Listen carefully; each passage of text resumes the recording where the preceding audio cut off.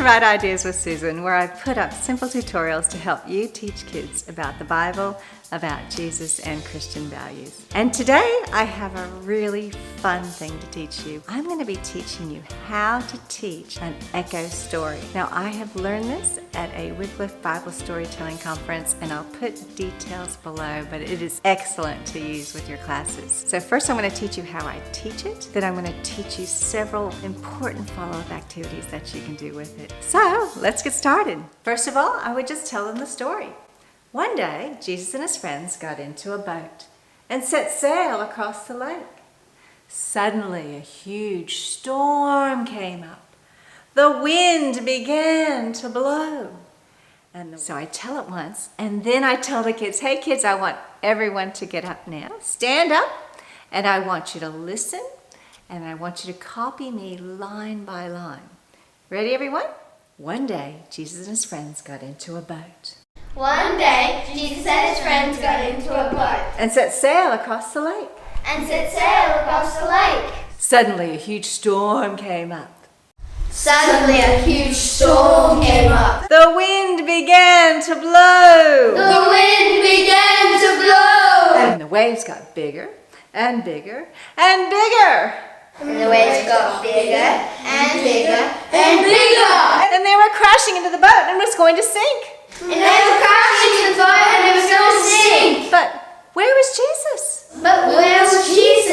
He was asleep at the end of the boat. He was asleep at the end of the boat.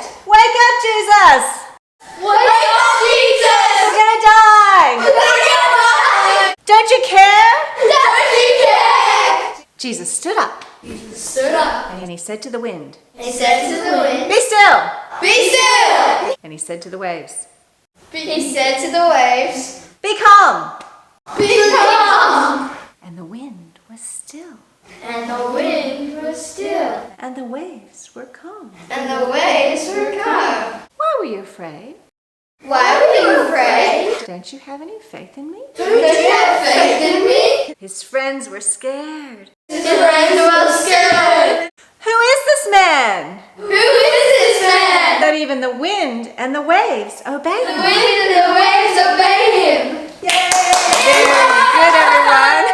So we would do that 2 times like that, where they copy me and echo back. And then the 3rd time we would do it all together and we say the whole thing together. And after that, I say, grab a friend or 2 and I want you to go somewhere in the room and I want you to practice the story for each other. So they take time, about 10 minutes or so, practicing the story for each other. Got bigger and bigger.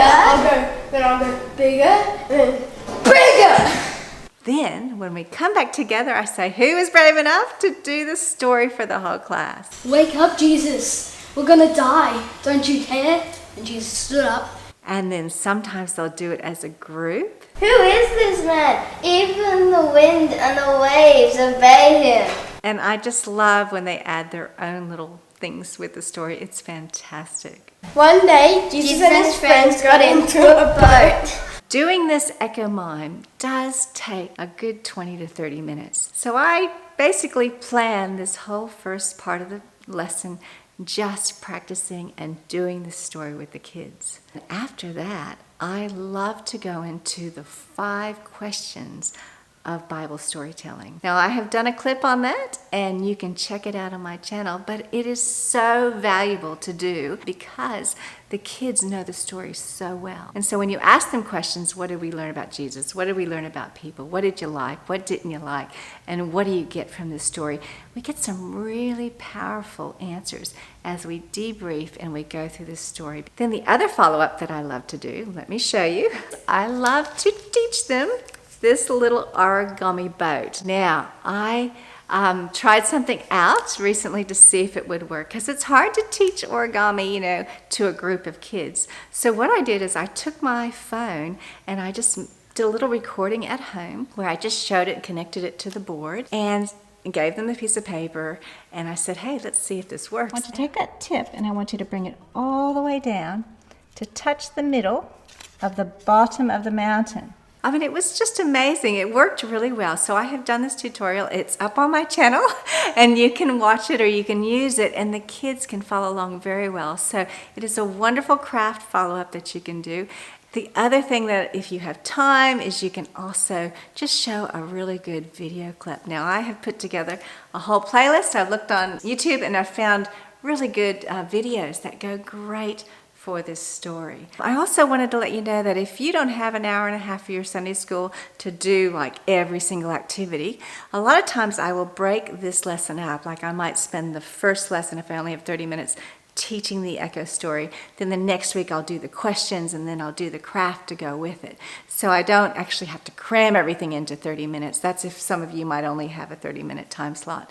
But those of us who have, you know, an hour and a half to 2 hours for Sunday school, it's great to have all these activities to fill up this lesson. Anyway, I hope you like this idea, and if you did, make sure you give it a thumbs up and let me know. And Can I say something? Don't forget to like and subscribe. okay, well, why don't you just say that Can right we all be in it though? Because I look so funny. Thanks so much for watching. Don't forget to like and subscribe. Bye. So like, Was it a big spider? yeah, where is it now? It's camouflaged. Where is it, baby? Oh, it went in there. It went in there. I like spiders.